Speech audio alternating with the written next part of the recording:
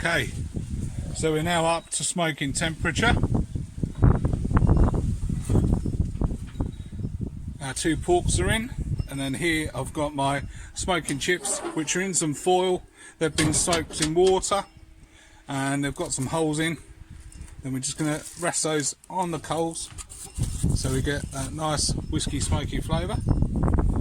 And then we're going to watch that and keep it at the smoking temperature. I've got some briquettes by the left hand side, just if we need to feed that fire a little bit. I don't want the temperature going above smoking.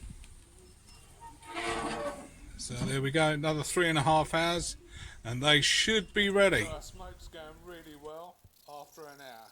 We can see we're getting a nice crust on that. We're going to get a nice bark off that.